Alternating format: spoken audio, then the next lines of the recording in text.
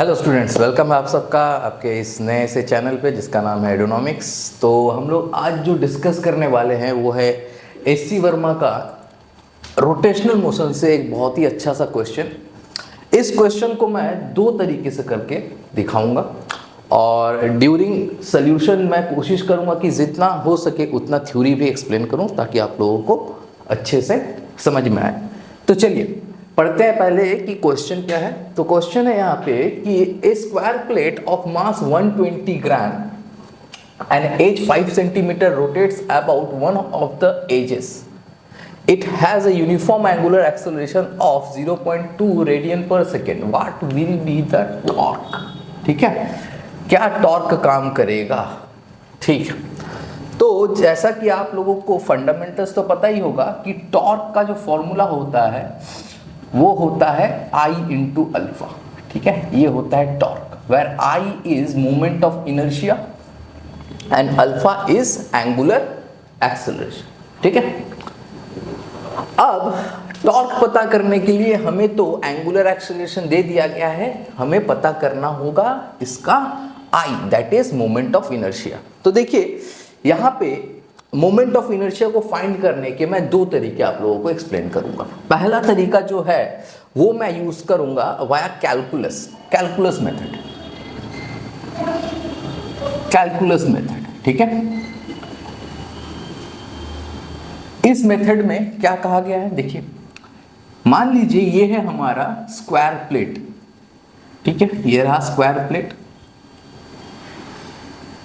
Edges है ए, मैं इसकी साइड्स को ए पकड़ के चलता हूं। ठीक है, अब बोला क्या गया है, it is rotating about one of its axes. ठीक है, एक एज के अबाउट ये रोटेट कर रहा है, दैट इज ये है एज मान के चलते हैं। ठीक है, इस एज के अबाउट रोटेट कर रहा है वो इस तरीके से। ठीक है, इसको मैं ए बी मान के चलता हूं, इस एक्सिस को, मतलब ये है उसका एक्सिस ऑफ रोटेशन। ओके, तो इस एक्सिस ऑफ रोटेशन के अबाउट हमें इसकी मोमेंट ऑफ इनर्शिया को पता करना है। तो हम लोग क्या करेंगे, यहां से इस एक्सिस से एक्स डिस्टेंस पे एक छोटा सा एलिमेंट लेंगे। ठीक है, एक छोटा सा एलिमेंट लेंगे ये वाला। ठीक है, और इस एलिमेंट को हम dx कहेंगे और इस एलिमेंट के मास को हम dm कहेंगे और इस प्लेट का जो टोटल मास होगा उसे हम कहेंगे कैपिटल M। अच्छा, ये हम लोग dx क्यों ले रहे हैं, देखिए जो मोमेंट ऑफ इनर्शिया होता है I, उसका जो फॉर्मूला होता है वो होता है mr²। ठीक है, वेर मास जो है वो एक पॉइंट मास होता है। क्या होता है, पॉइंट मास होता है जो एक ओरिजिन से r डिस्टेंस पे होती है। इसे हम पोजीशन वेक्टर या पोजीशन डिस्प्लेसमेंट कहते हैं। ठीक है, इसे पोजीशन वेक्टर कहते हैं, वेक्टर। ओके, लेकिन ये जो है ये पॉइंट मास के लिए फॉर्मूला डिफाइंड है, ये पॉइंट मास नहीं है, ये कंटिन्यूअसली डिस्ट्रीब्यूटेड मास है। तो हम लोग क्या करेंगे, हम लोग यहां से एक छोटा सा एलिमेंट लेंगे और उसे पॉइंट मास की तरह ट्रीट करेंगे और उसके बाद हम लोग उस पॉइंट मास के अक्रॉस मोमेंट ऑफ इनर्शिया को फाइंड करेंगे और फिर उसे इंटीग्रेट कर देंगे फॉर द होल बॉडी। ठीक है, यही होता है जनरल अप्रोच। तो अगर कोई इस एलिमेंट को देखे तो मैं इस एलिमेंट को थोड़ा शेड कर देता हूं इस तरीके से। ठीक है, इस एलिमेंट का जो विड्थ है वो है dx, लेंथ है a। अगर मैं इसका इस पूरे प्लेट की जो unit mass per unit area calculate करूं, ठीक है, जो कि होगी dm के बराबर, dm नहीं, इसे ऐसे करते हैं। ठीक है, ये है mass of plate per unit area. ठीक है, इसे इस तरीके से लिखते हैं। ओके, तो dm कितना होगा in terms of this and dx, mass per unit area into area of this rectangular element, rectangular segment जिसकी विड्थ है dx और लेंथ है a, तो ये हो जाता है dx इंटू a। ठीक है, ये क्या है, ये है मास पर यूनिट एरिया और ये है एरिया ऑफ द सेक्शन। तो हमें dm मिल गया इन टर्म्स ऑफ dx। अब अगर हम लोगों को I फाइंड करना है फॉर द स्मॉल एलिमेंट, तो क्या होगा, ये होगा dm इनटू में x स्क्वायर, ठीक है। और टोटल I फाइंड करने के लिए इस x को हम कहां से कहां वैरी करेंगे, from 0 to a, that is 0 to a।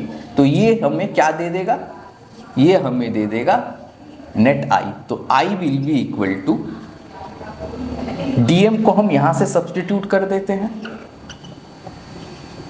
m by a, यहां एक a से एक a कट जाएगा, ठीक है, x square dx, m by a जो है वो बाहर आएगा इस तरीके से क्योंकि वो कांस्टेंट है, a x square by dx। अब ये रहा इंटीग्रेशन। तो अगर हमें x to the power n का इंटीग्रेशन पता हो तो हम लोग इसको सॉल्व कर सकते हैं। इसका जो फॉर्मूला होता है, अभी आप लोग क्लास 11 में है तो आप लोगों ने नहीं पढ़ा होगा, जब आप क्लास 12 में जाएंगे तो इसे डिटेल में पढ़ेंगे। फिलहाल के लिए जस्ट ये फॉर्मूला को ध्यान पे रखें कि x to the power n dx का जो इंटीग्रेशन होता है वो होता है x to the power n plus 1 by n plus 1। तो यहाँ पे n की वैल्यू 2 है तो ये हो जाता है a m by a into x cube by 3, और अपर एंड लोअर लिमिट को हम यहाँ पे ऐसे पुट करेंगे। तो ये होता क्या है, ये होता है आपका अपर लिमिट को यहाँ पुट करेंगे माइनस लोअर लिमिट को यहाँ पुट करके सब्सट्रैक्ट करना होता है, m by a into a cube by 3 minus 0 cube by 3। तो ये पूरा टर्म तो खत्म, बच क्या गया, ये हो गया m a स्क्वायर बाई 3। तो ये रहा हमारा मोमेंट ऑफ इनर्शिया का आंसर, ठीक है। अब कुछ नहीं करना है, मास की जगह इसे a की जगह हम इस साइड को पुट करेंगे और यहाँ से हम लोग मोमेंट ऑफ इनर्शिया को कैलकुलेट करेंगे और फॉर्मूला में पुट करेंगे, ठीक है। तो ये रहा मोमेंट ऑफ इनर्शिया, ठीक है। अब हम लोग जो सेकेंड पार्ट है यानी सेकेंड मेथड जो है उसे थोड़ा समझ लेते हैं। सेकेंड मेथड जो है वो मेथड बिल्कुल सिंपल है बट बहुत ही इंपॉर्टेंट है, ठीक है। सेकेंड मेथड में मैं दो थ्योरम को यूज करूंगा जो कि आप लोगों को इस चैप्टर में पढ़ाया जाएगा। पहला है perpendicular axis theorem,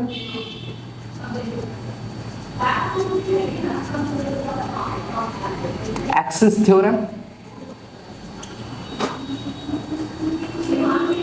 perpendicular axis theorem क्या होता है, परपेंडिकुलर एक्सिस थ्योरम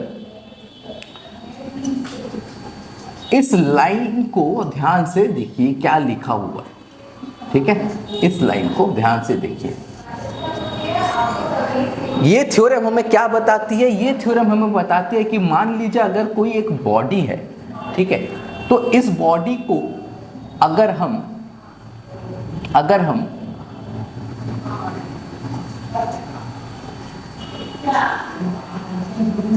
x और y एक्सिस के अबाउट रखे, ठीक है, x और y प्लेन पे रखे तो क्या होगा, x एक्सिस के अबाउट जो मोमेंटम है यानी मोमेंट ऑफ मास है और यहां से moment of inertia, actually sorry moment of inertia है, y एक्सिस के अबाउट जो मोमेंट ऑफ इनर्शिया, इन दोनों का सम टोटल जो होगा वो z एक्सिस के अबाउट जो मोमेंट ऑफ इनर्शिया होगा वो इसके बराबर होगा, बशर्ते एक कंडीशन क्या कि तीनों एक्सिस एक दूसरे के परपेंडिकुलर होनी चाहिए, ठीक है। तीनों एक्सिस एक दूसरे के परपेंडिकुलर होनी चाहिए, ठीक है। x axis, y axis and z axis, तीनों एक्सिस एक दूसरे के परपेंडिकुलर होती है। तो यहां से हम क्या कह सकते हैं कि x एक्सिस के अबाउट जो मोमेंट ऑफ इनर्शिया है वो y एक्सिस के अबाउट जो मोमेंट ऑफ इनर्शिया है वो उन दोनों का sum total will be equal to z axis के अबाउट जो मोमेंट ऑफ इनर्शिया है वो, ठीक है। हम लोगों को क्या करना है, एक चीज का ध्यान रखना है कि बॉडी को हमेशा एक्स वाई प्लेन पे रखना है, ठीक है, तभी ये चीज वैलिड होगी, ओके।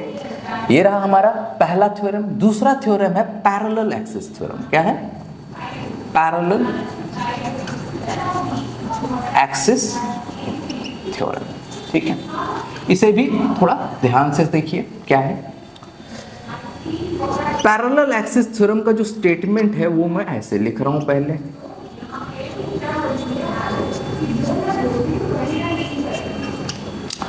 अच्छा, ये जो स्टेटमेंट है ये क्या कहता है? ये कहता है कि मान लीजिए हमारे पास एक बॉडी है, ठीक है, और हमें इस एक्सिस के अबाउट, इस एक्सिस को मैं ए बी एक्सिस नाम देता हूं, इस ए बी एक्सिस के अबाउट इस बॉडी का जो मोमेंट ऑफ इनर्शिया वो कैलकुलेट करना है। तो कैसे करेंगे? हम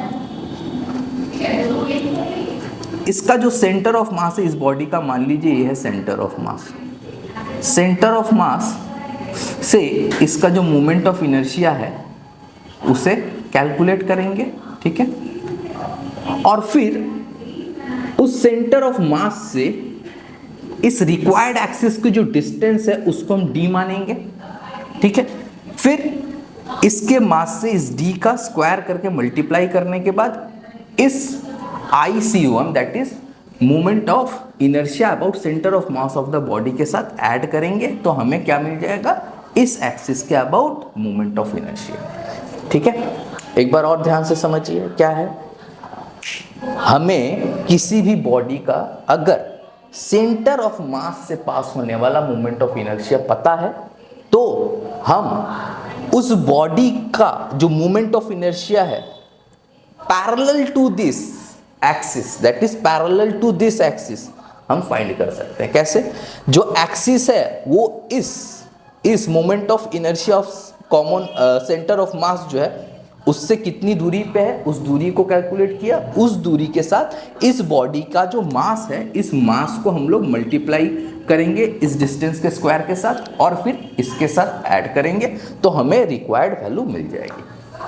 ठीक है, तो ये दोनों थ्योरम आप लोग बहुत ध्यान से समझिए और इन दोनों थ्योरम का ही अप्लाई करके मैं इसका जो मोमेंट ऑफ इनर्शिया है अबाउट द एज निकाल के बताता हूं। ठीक है, चलिए देख लेते हैं फटाफट मेथड 2 को। ये रहा हमारा स्क्वायर प्लेट, ठीक है, जिसका की एज है a। तो चलिए क्वेश्चन के अकॉर्डिंग हमारे पास ये है एक्सिस AB एक्सिस, हमें इस एक्सिस के about moment of inertia that is IAB को फाइंड करना है। ठीक है, तो एक चीज हमें पता होती है, क्या पता होती है कि अगर ये एक स्क्वायर प्लेट है तो इसके सेंटर से जो एक्सिस पास होती है that is the axis passing through the centre of the square plate and perpendicular to the plane of the plate. ठीक है, जैसे कि मान लीजिए कि ये एक स्क्वायर प्लेट है, ठीक है, तो जो एक्सिस इसके सेंटर से पास कर रही है and it is perpendicular to the plane of the plate, वो कितनी होती है? वो होती है आपकी I इक्वल टू MA²/6 के बराबर। ठीक है, ये सारे डेटा जो होते हैं आपको बुक में फॉर्मूला में मिल जाएंगे। ठीक है, वहां पे टेबल बना के दिया होता है, हर body sphere, hollow sphere, solid sphere, plate, rectangular, lamina, सारे चीज की वैल्यूज वहां पे दी होती है। ठीक है, तो यहां से इस एक्सिस के अबाउट जो मोमेंट ऑफ इनर्शिया है ये हमें पता है। अच्छा, इस एक्सिस को अगर मैं z एक्सिस मान लूं तो क्या कर सकते हैं हम लोग इस वाले एक्सिस को मान के चलते हैं x एक्सिस, इस वाले एक्सिस को मान के चलते हैं y एक्सिस। ठीक है, और यहां से जो ये एक्सिस पास हो रही है इस एक्सिस को मान के चलते हैं z एक्सिस। और देखिए ये तीनों एक्सिस आपस में क्या है? परपेंडिकुलर है। ठीक है, तीनों एक्सिस आपस में परपेंडिकुलर है और z एक्सिस के अबाउट हमें मोमेंट ऑफ इनर्शिया पता है and due to symmetry moment of inertia about x axis and y axis दोनों ही क्या है? बराबर है due to symmetry of the figure. ठीक है, due to symmetry of the square plate. तो यहां पे मैं लिख सकता हूं by perpendicular axis theorem, by perpendicular axis theorem मैं क्या लिख सकता हूं, I Z equal to I x plus I y. I x और वाई वाई दोनों बराबर है एक दूसरे के, तो मैं आई वाई की जगह क्या लिख सकता हूं, आई एक्स लिख सकता हूं। ठीक है, आई जेड, तो ये हो गया 2 I z x equal to I z. तो देयरफॉर मैं यहां से आई एक्स को क्या लिख सकता हूं, I X will be I Z by 2। I Z की वैल्यू हमें यहां से पता है, तो एम ए स्क्वायर बाई ये होता है 12। तो यानी इस एक्सिस के अबाउट जो मूवमेंट ऑफ इनर्शिया है, ठीक है, वो कितना है, एम ए स्क्वायर बाई 12। ठीक है, अब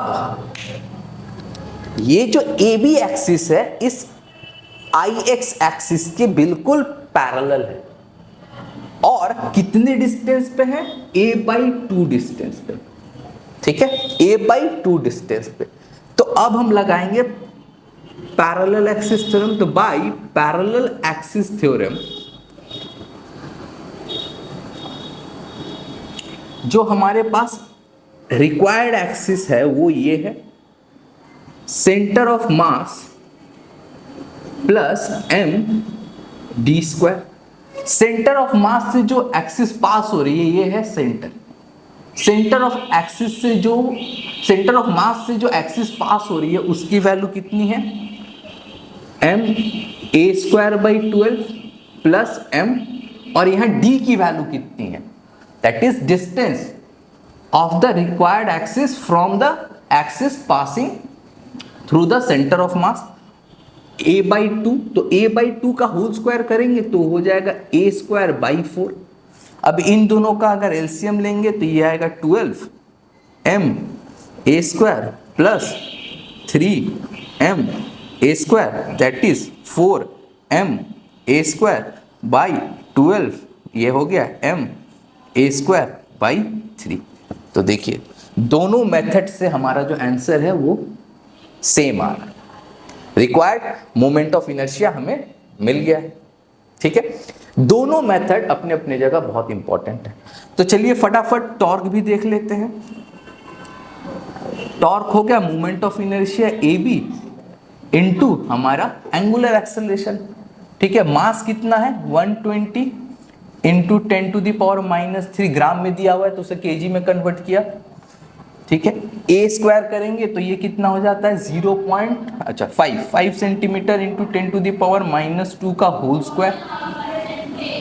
ठीक है, इंटू अल्फा कितना दिया हुआ है 0.2, और ये हो गया बाई 3।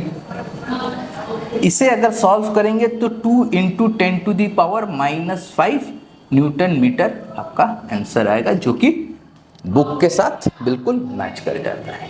ठीक है, ये दोनों मेथड आप लोगों के लिए बहुत इंपॉर्टेंट है। दोनों मेथड को ही सीखना है, क्योंकि ये सारा मेथड, ये जो मेथड है ये आपको क्लास 12 में बहुत काम आने वाले हैं। ठीक है, कैलकुलस का एप्लीकेशन करके। और इन दो मेथड्स को, इन दोनों थ्योरम्स को भी आप लोगों को बहुत अच्छे से समझना होगा। इन दोनों थ्योरम्स को अगर हम लोगों ने अच्छे से समझा और इसे अप्लाई करना आ गया तो बहुत क्रिटिकल सम्स को हम लोग बहुत जल्दी और बहुत इजीली हम लोग सॉल्व कर सकते हैं। ठीक है, तो उम्मीद करता हूँ आज का लेक्चर आप लोगों को पसंद आया होगा। पसंद आता है तो लाइक कीजिए, शेयर कीजिए, सब्सक्राइब कीजिए और अपने कमेंट्स ज़रूर दीजिए, ताकि आप लोगों के फीडबैक के हिसाब से हम लोग अपने कंटेंट को और इन्हेंस करें। Thank you.